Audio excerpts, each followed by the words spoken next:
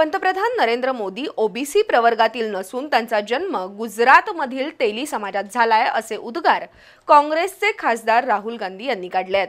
त्यांच्या या वक्तव्याचा भाजप ओबीसी सेलच्या वतीने आज कोल्हापुरात निषेध नोंदवण्यात आला।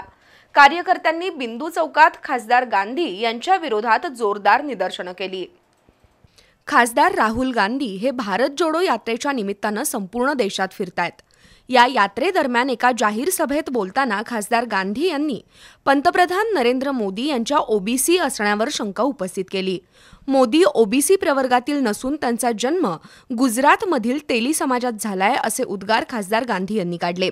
त्यांच्या या वक्तव्याचा भाजप ओबीसी सेलच्या वतीने आज कोल्हापुरात निषेध नोंदवण्यात आला। कार्यकर्त्यांनी ऐतिहासिक बिंदू चौकात खासदार गांधी यांच्या विरोधात जोरदार निदर्शने केली।